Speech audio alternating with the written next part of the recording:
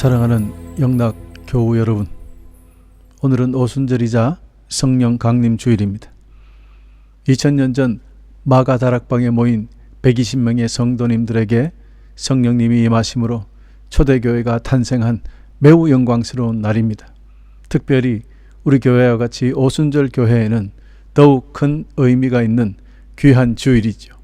마치 생일과 같습니다.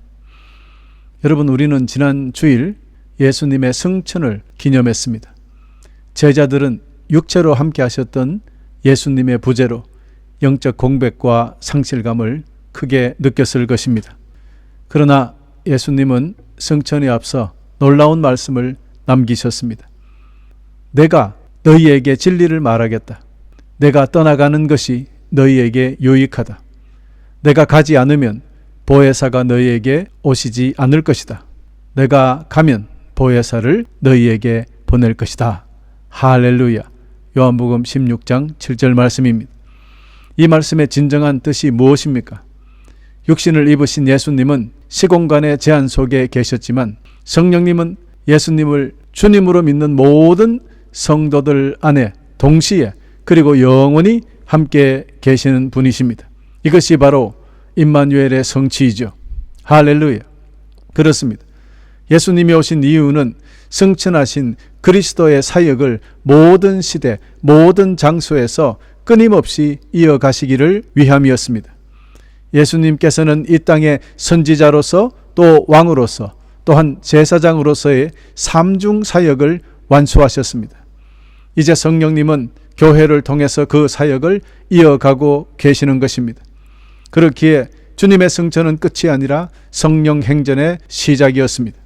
이런 여러 가지 이유로 오늘 우리는 성령님께서 왜 이 땅에 오셨는지 깊이 묵상하고자 합니다.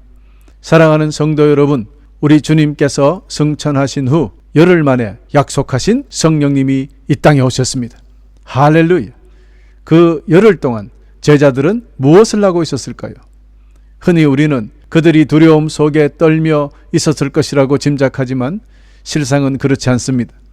제자들은 주님의 약속을 확신하며 큰 기쁨으로 예루살렘에 돌아왔고 그리고 성전을 수시로 오가며 주님을 찬양했습니다. 그 자리에 모인 120명은 한마음 한뜻이 되어 오직 기도에만 힘썼습니다. 그들의 기도는 그러므로 불안감에서 나온 탄식이 아니라 반드시 이루어질 것이라는 소망으로 기다렸는 확신의 기도였던 것입니다. 할렐루야. 그렇게 10일 마침내 하늘이 열렸습니다. 호련히 세찬 바람 같은 소리와 불의 혀같이 갈라지는 것이 각 사람 위에 임하였고 그 자리에 있던 모든 이가 성령으로 충만해졌습니다. 단 한 사람도 빠짐없이 120명 전체가 동시에 성령 세례를 경험한 것입니다. 이 위대한 성령의 역사는 바로 2000년 전 오늘 그렇게 시작되었던 것입니다. 그 놀라운 은혜가 지금 우리에게도 일어나기를 간절히 소망합니다. 할렐루야. 사랑하는 교우 여러분, 우리는 성령님을 받는 것에 머물러서는 안 됩니다. 성령을 받은 성도는 반드시 그 능력 안에서 살아가고 행동해야 합니다. 오늘 우리는 성령 받은 초대교회 성도님들의 변화를 살펴보며 그리스도 사역에 동참할 수 있도록 부르심을 받은 우리의 사명과 삶을 다시 한번 되새기고자 하는 것입니다.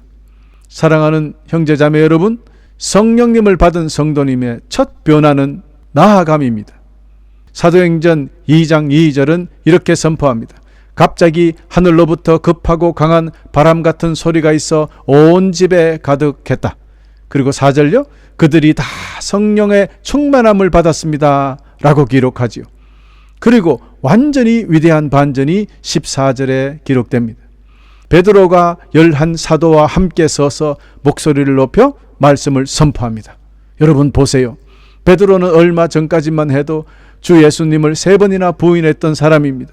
두려움에 떨었던 사람이에요. 그러나 성령님께서 그에게 임하시자 숨어있던 방에서 세상 밖으로 나아갔습니다. 담대히 부활하신 예수 그리스도를 증거했습니다. 두려움이 담대함으로, 침묵이 증언으로 바뀐 것입니다. 이로써 베드로는 최초 부활의 증인이 되었던 것입니다. 할렐루야. 이처럼 성령님은 우리를 그리스도의 선지자적 사역에 동참하도록 부르신 것입니다. 예수님께서 하나님의 말씀을 선포하신 참된 선지자였듯이 우리도 성령으로 충만하여 두려움과 환경의 한계를 넘어 담대히 앞으로 나아가야 합니다. 성령 받은 성도는 숨어있는 사람이 아니라 복음을 증거하는 사람입니다. 그러므로 가정과 직장과 학교와 세상 속에서 담대하게 부활하신 예수 그리스도를 선포하는 저와 여러분이 되어주시기를 우리 주님의 이름으로 간절히 축원합니다. 아멘. 할렐루야. 둘째, 성령님을 받은 성도들의 변화는 입을 여는 것, 즉 증언하는 것입니다. 사람들은 다 성령으로 충만해졌습니다. 그리고는 성령께서 말하게 하시는 대로 자기들의 언어와 다른 외국어로 말하기 시작했습니다. 그렇습니다. 성령님의 임재는 나 혼자만 주관적인 감정이나 내면의 만족으로 끝나는 것이 아닙니다. 성령님은 반드시 우리의 입술을 열어 만왕의 왕이신 구원의 주님을 선포하게 하십니다. 베드로가 담대히 복음을 선포했을 때 청중들은 마음의 찔림을 받았고 그날엔만 무려 3,000명이나 회개하고 세례를 받는 기적이 일어났지 않았습니까? 여기서 마음의 찔림을 받았다, cut to the heart라는 이 표현은요, 마음이 베어지고 쪼개어졌다는 뜻입니다. 성령님은 우리를 거룩하게 구별하시는 분이십니다. 다시 말해서 이 구별하다, 거룩하게 하다, 커팅하다 다 같은 의미로 사용됩니다. 날선 검과 같은 이 복음의 말씀으로 우리의 심령을 자르고 쪼개어 죄인들을 거룩한 회개자로 변화시키십니다. 이것이 바로 어둠의 권세를 깨뜨리는 우리 성령님의 권능이요 왕 대신 그리스도의 통치 능력입니다. 우리는 지금 입을 열고 있습니까? 성령님으로 충만한 신자라면 비록 삶의 언어가 투박할지라도 반드시 예수님을 증거하게 되어 있습니다. 그러므로 오늘부터 여러분의 일터에서, 가정에서, 학교에서, 이웃에게 살아계신 예수님을 증거함으로써 성령 충만의 확실한 증거를 나타내시기를 축원합니다. 할렐루야. 세 번째, 성령님을 받은 성도들의 변화는 사랑의 공동체를 이루는 것입니다. 사도행전 2장 44절에서 45절은 이렇게 선포합니다.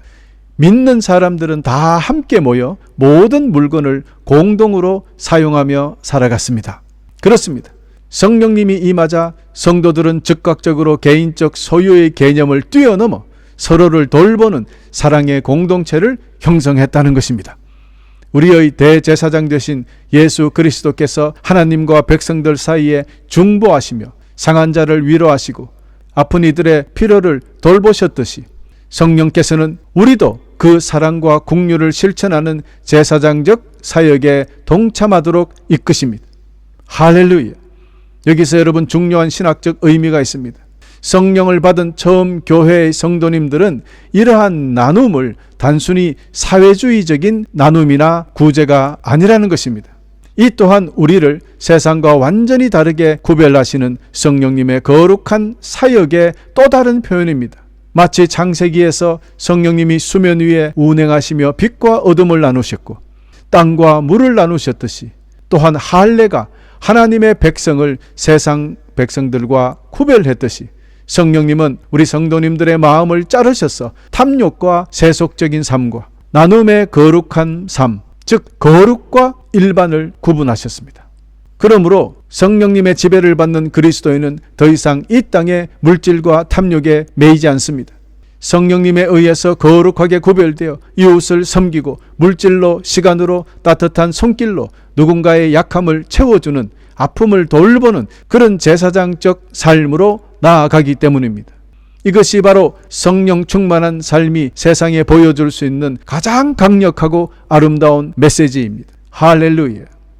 네 번째, 성령님을 받은 사람들에게는 예수님의 이름으로 권능을 행한다는 것입니다. 사도행전 2장 43절은 말합니다. 사도들을 통해 많은 기적과 표적이 나타났습니다. 그러자 사람들에게 두려운 마음이 생겼습니다. 할렐루야. 그렇습니다. 성령님의 역사는 말에 그치지 않습니다. 성령님의 역사는 삶의 실제적인 변화와 능력을 동반한다는 것입니다. 그래서 우리 주 예수 그리스도께서도 이렇게 말씀하셨던 것입니다. 내가 너희에게 진리를 말한다. 나를 믿는 사람은 내가 지금까지 해온 일들을 그 사람도 행할 것이다. 심지어 이보다 더 큰 일들도 행할 것이다. 그것은 내가 아버지께로 가기 때문이다. 요한복음 14장 12절. 할렐루야. 또한 성령님은 태초부터 새로운 생명을 창조하시고 만물을 새롭게 갱신하시는 영이십니다. 시편 기자는 이렇게 고백합니다. 시편 104편 30절. 그러나 주께서 입김을 불어넣으시면 그들은 다시 창조됩니다. 주는 이 땅을 새롭게 만드십니다. 할렐루야.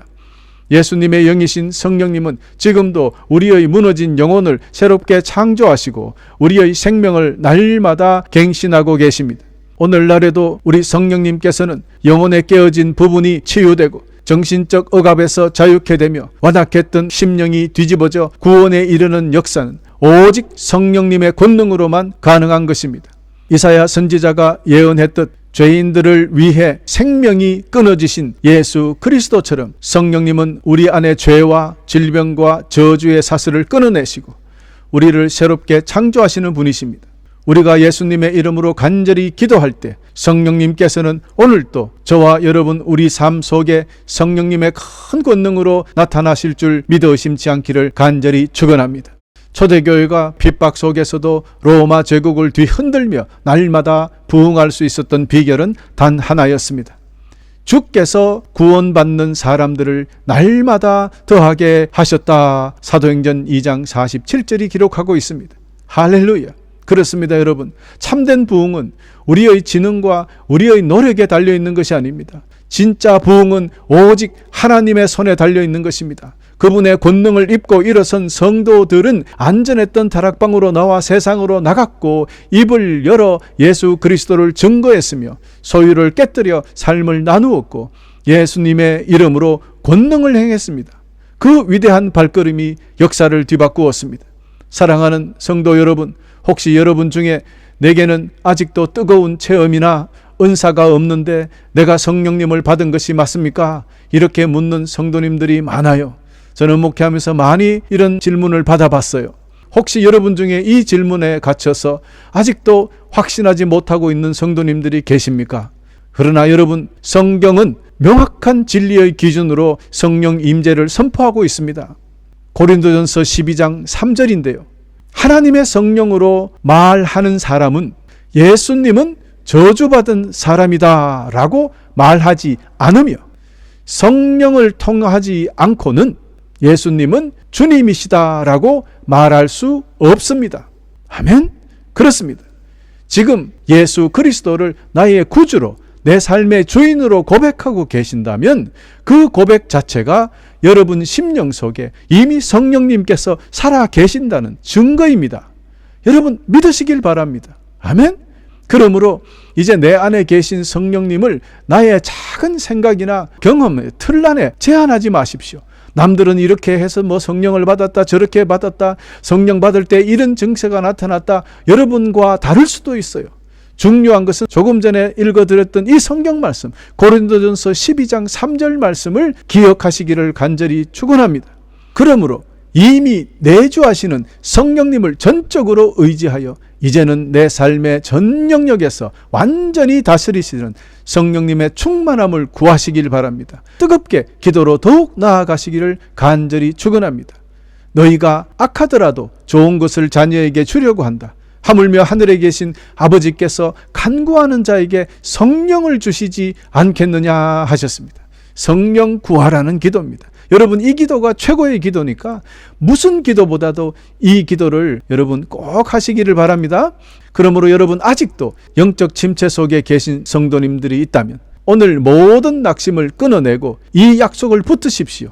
이미 내 안에 계신 성령님을 인정하고 그분의 통치 아래 나를 내어드릴 때 하나님 아버지의 가장 좋은 선물 되시는 성령님의 폭포수 같은 권능으로 충만하게 부어 우리를 더욱 귀하고 거룩한 그리스도의 신부로 준비시켜 주실 것을 믿으시기를 간절히 축원합니다. 아멘.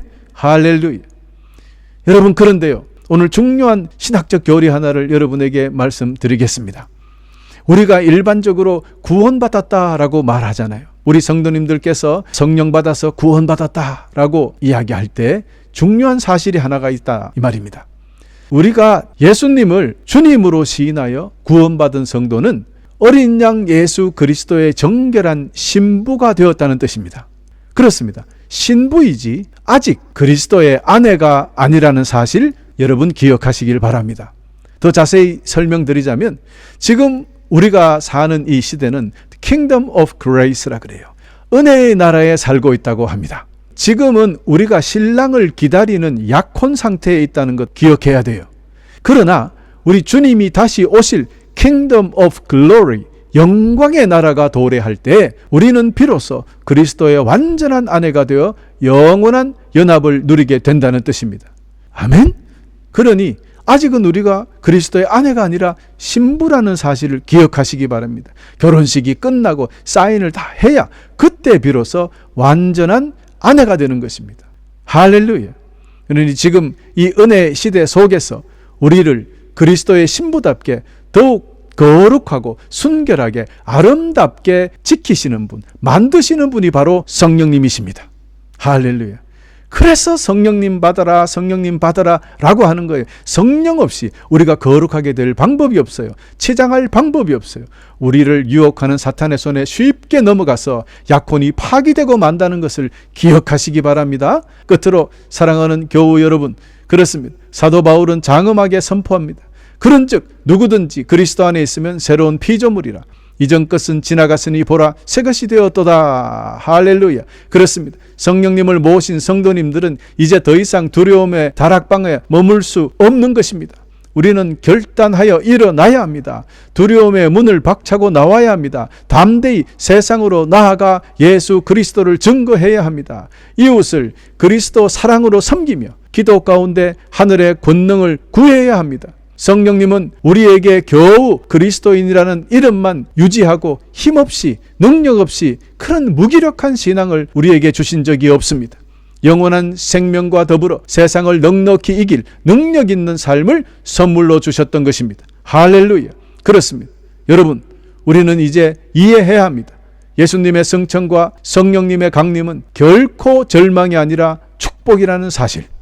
예수님이 떠나가신 이유는 성령님을 보내주시기 위함이었고, 그리고 성령님은 단순한 종교적 감정이 아닙니다. 실제적인 삶에 적용될 수 있는 권능이라는 사실입니다. 이 오순절의 거룩한 은혜가 오늘 우리에게 임했습니다. 너희는 이 모든 일의 증인이라. 명하시는 우리 주님의 음성을 붙들고 그동안 무서웠던 숨어있던 자리, 영적으로 침체되어 닫아 걸었던 내 마음의 문을 성령의 바람으로 활짝 열고 세상으로 나아가 입을 열어 우리 주 예수 그리스도를 증거하며 소유를 깨뜨려 삶을 나누고 예수 그리스도의 이름으로 권능을 행함으로 역사를 뒤바꾸는 위대하고 복된 성도님들이 다 되어주시기를 우리 주 예수 그리스도 이름으로 간절히 축원하면서 2026년 오순절 성령 강림 주일 말씀을 마치겠습니다. 할렐루야.